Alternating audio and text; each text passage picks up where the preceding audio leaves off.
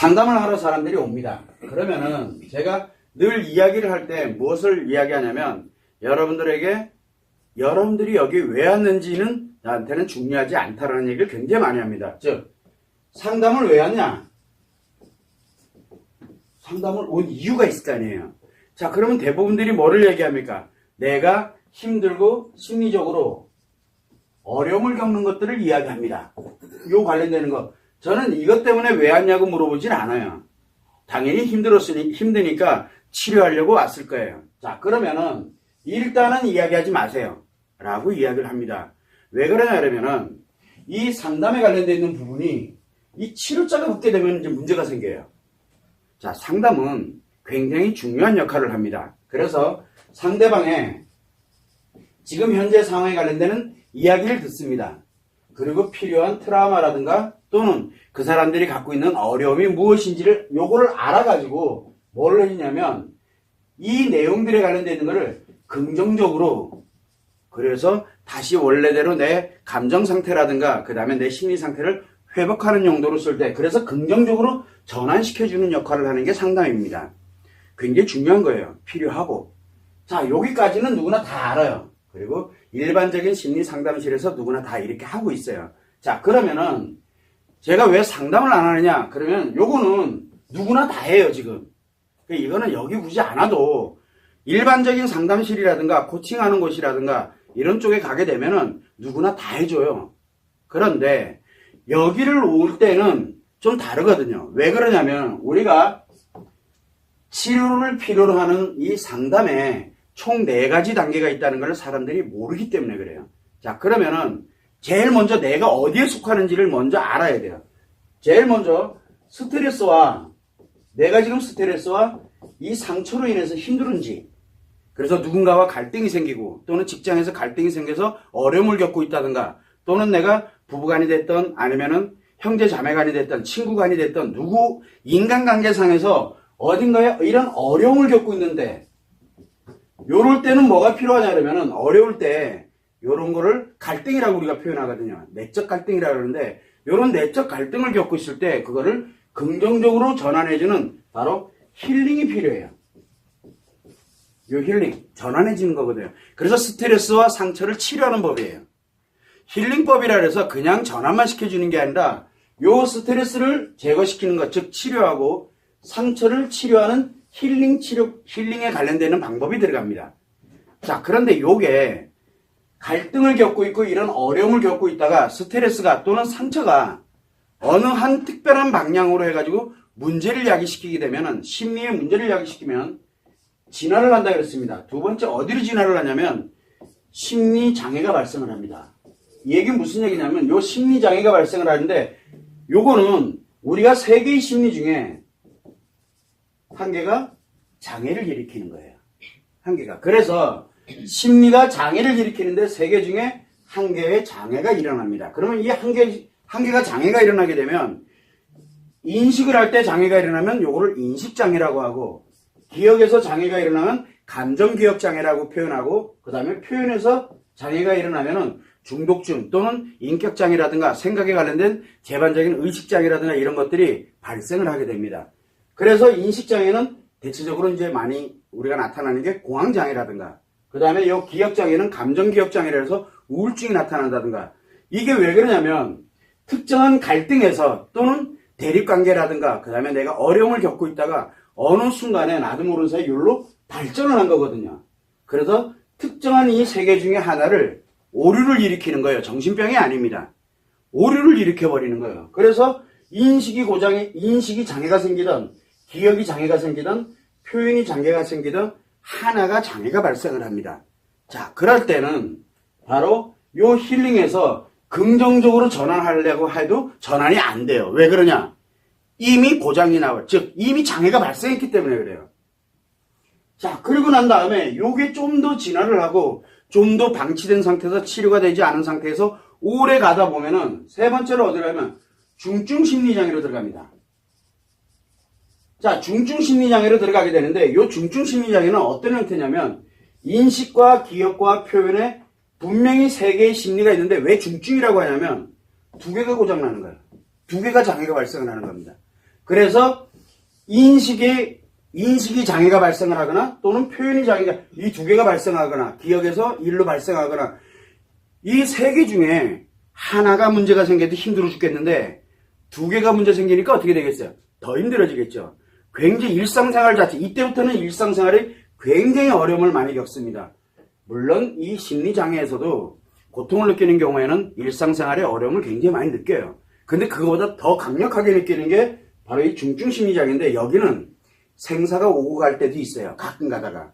그래서 이 두 개의 심리가 인식, 기억, 표현 세 개 중에 하나가 두 개가 고장을 일으키는 것을 우리는 중증심리장애라고 합니다. 자, 여기에서 또 발전을 합니다. 또 발전을 하게 되면은 4단계로 들어가게 되면 중증 트라우마가 발생을 하거든요. 그래서 특징적인 게 뭐냐면 외상 스트레스 장애라든가 그 다음에 여러분들이 상상치도 못해 죽음을 넘나들 것 같은 그런 고통을 느끼게 되는 게 바로 이 중증 트라우마거든요. 이 중증 트라우마로 들어가는 건 왜 들어가냐면 세계가 장애를 인식, 기억, 표현 세계가 싹 다 장애를 일으키는 겁니다. 세계가 장애를 일으켜요. 그래서 들어오는 것도 다 고통이고 기억하는 것도 다 고통이고 표현하는 것도 다 고통이에요.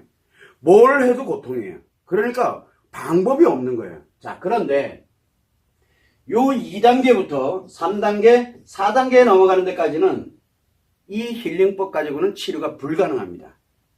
문제는 뭐냐면 2단계에서 힐링법에 관련된 기분 전환을 즉 긍정적으로 전환을 시켜주려고 하다 보면 중증 심리장애 또는 바로 중증 트라우마로 바로 들어갑니다. 그래서 힐링법은 요 윗단계에서 써야 되는데 이때부터는 치료법이 없거든요. 자, 그러면 이제 제가 묻습니다. 사람들한테. 이 4단계 중에 당신은 어디에 들어갑니까? 라고 물어봐요. 그러니까 왜 하는지는 물어볼 이유가 없어요. 자, 당신은 어디에 들어갑니까? 그러면 인식장애, 기억장애, 표현장애가 있고 중증심리장애 같은 경우는 조울증. 이 조울증이 중증심리장애입니다. 조울증은 일반 심리장애가 아니에요. 조울증은 왜 그러냐?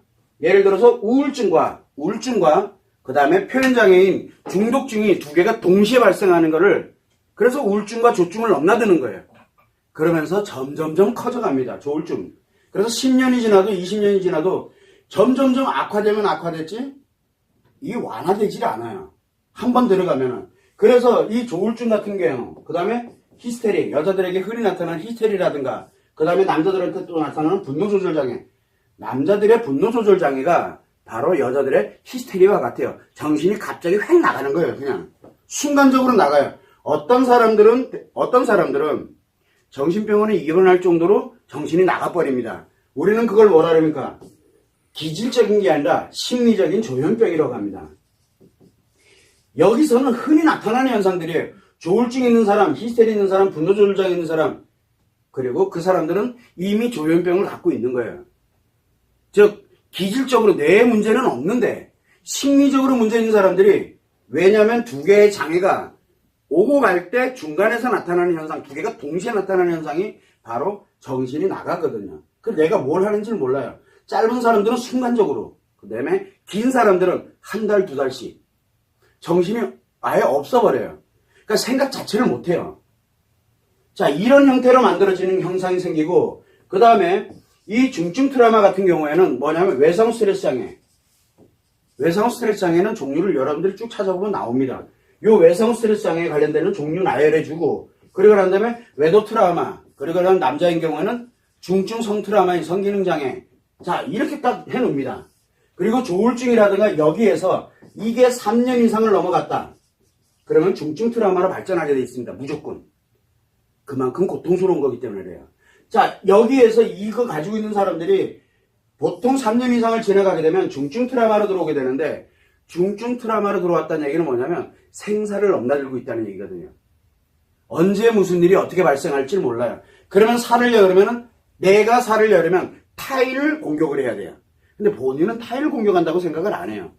그런데 타인을 공격하지 않으면 자기를 공격해요. 그래서 자기가 못 견디는 거예요. 이게 중증 트라우마인데 자 그러면 여러분들은 이 4단계가 어느 단계에 있습니까? 라고 물어봅니다.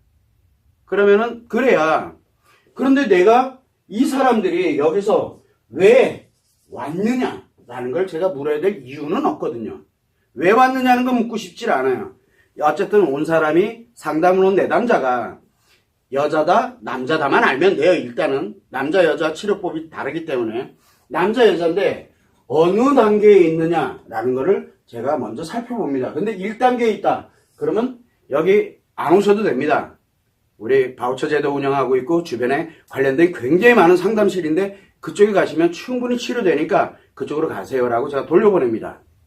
자, 그런데 심리장애에 들어갔다 그러면은 이유야를 강론하고 이 사람은 심리장애 치료법을 적용을 해야 됩니다.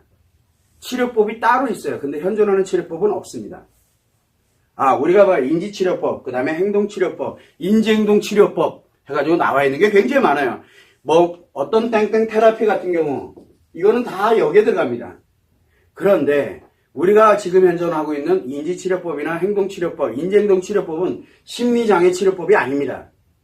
힐링법이에요. 힐링법. 그걸 여러분들이 모르시는 거예요.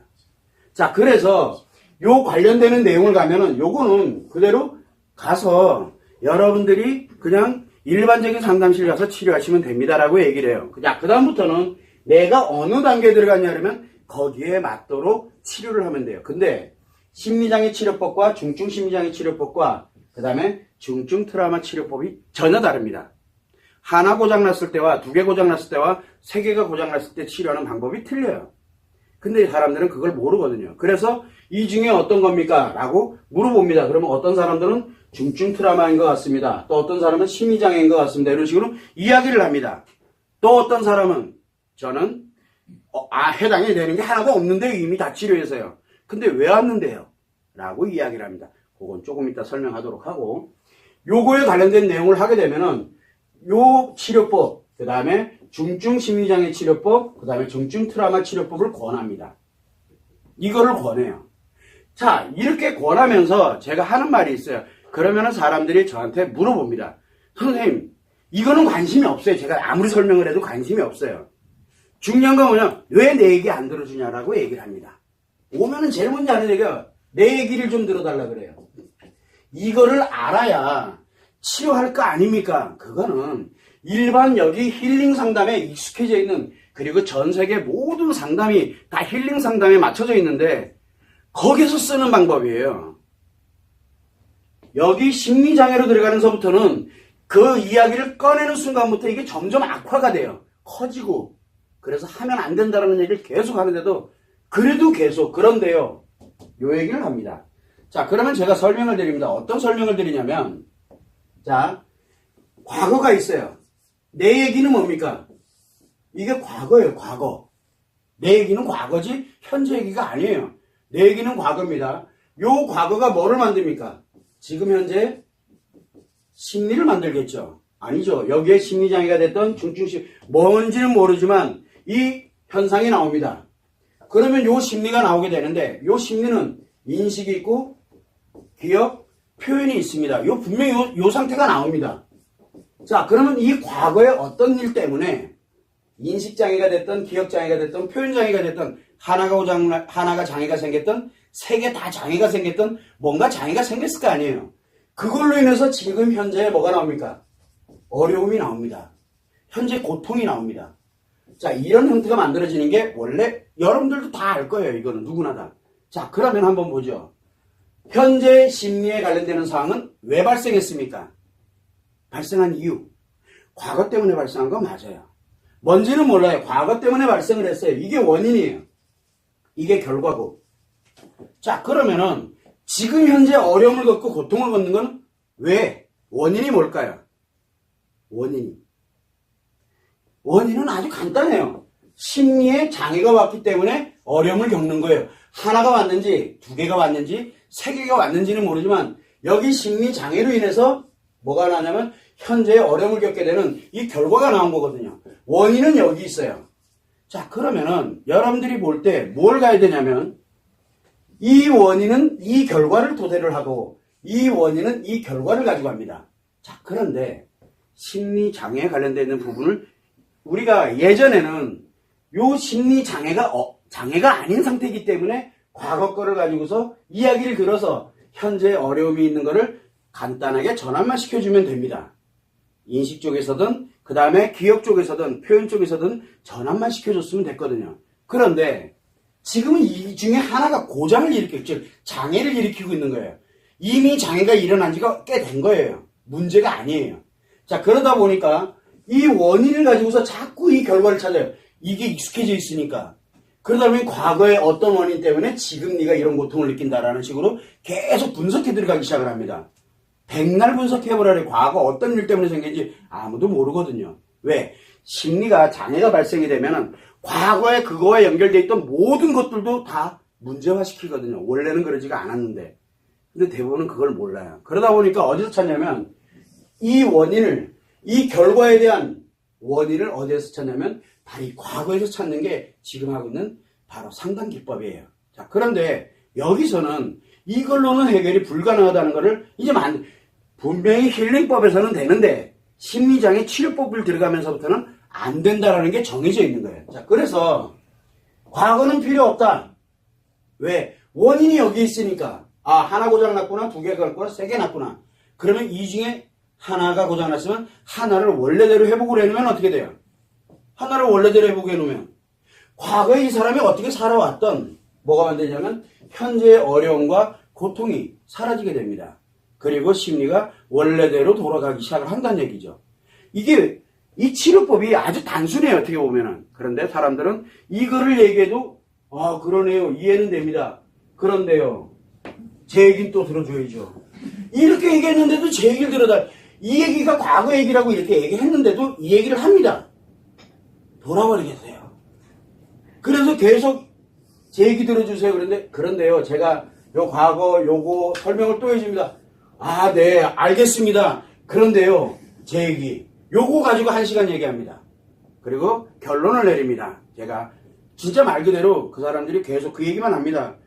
잠깐만요. 그래놓고 이제 결론 내리겠습니다 해서 하나, 둘, 세 개, 네 개 중에 당신은 어디에 들어있으니, 예를 들어 중증심리장애다. 그러면 중증심리장애에 들어있으니 심리장애 치료법 말고 중증심리장애 치료법을 적용하시면 됩니다. 그 다음에 중증 트라우마다 그러면 당신은 요 중증 트라우마에 관련되어 있는 부분을 적용을 하시면 됩니다. 라고 딱 결론을 내리고 상담을 마칩니다. 이게 제 첫 상담입니다. 이 얘기 이외에는 제가 첫 상담 때 거의 안 합니다. 이 얘기 외에는. 그런데 우리 청소년들이 있어요. 청소년들이 옵니다. 청소년들이 오면은 가능하면 많이 들어줍니다. 청소년들이 오면은 가능하면 많이 들어줘요. 가능하면. 그리고 난 다음에 실제로 어떻게 하면은 치료법을 적용하지 않고 이 아이들을 회복할 수 있을지를 고민을 많이 합니다. 제가 말하는 청소년은 25세 미만의 청년도 포함이 됩니다. 미만에. 이 오면은 청소년들은 제가 상담을 할 때 가능하면 들어줍니다. 왜? 심리장애가 없기 때문에 그래요. 설령 심리장애 현상이 나타났다 손 치더라도 그거 금방 회복하거든요. 그 아이들은 그 능력을 갖고 있어요. 어른들은 그 능력이 없어요. 왜? 이미 자아가 형성이 완성이 돼버렸기 때문에 그러거든요. 그래서 여러분들은 생각을 할 때 왜 청소년들하고 성인하고 차별을 둡니까? 라고 하는 분들도 계세요. 그렇지만 저는 원칙이 있어요. 청소년은 심리장애가 아니기 때문에 그래요. 왜? 살아가다 이 아이들이 가다 보면 자기하고 안 맞아가지고 거기서 엄청나게 힘들으면서 글로 빠져들어가면서 마치 우울증처럼, 마치 공황장애처럼, 마치 중독증처럼 이렇게 나타나는 경우가 굉장히 많거든요. 그건 심리장애가 아니에요. 조종을 못해줘서 그런 거예요. 그게 평생을 갈 수도 있어요. 그래서 청소년들은 제가 별도로 상담은 별도로 진행을 하지만 그래서 청소년들은 가능하면 상담을 오도록 합니다. 물론 안 옵니다. 저한테까지 올 정도면은 굉장히 심각한 상태에서 보통 10년에서 15년 지나야 옵니다. 다 성인이 돼서 오는 거예요. 자, 그런데 이제 오게 되면은 이렇게 상담을 하는데 통상 와서 상담하시는 분들은 제 말을 안 듣습니다. 이 얘기를 아무리 설명을 해도 말을 안 듣고 이 얘기를 아무리 설명을 해도 이야기를 안 합니다. 이 상담 실전이거든요. 그래서 제일 먼저 오신 분이 어떤 상태에 있고 어떤 치료법이 필요한지를 정확하게 분석을 해서 그분에게 알려드리는 게 제가 하는 첫 상담입니다. 이 외에는 상담을 안 합니다. 그리고 앞으로는 상담 오지 마시라고 이 영상을 미리 제가 알려드리는 겁니다. 저한테 상담 와봐야 이 얘기밖에 안 들어요. 그거만 참고를 해주시면 될 것 같아요.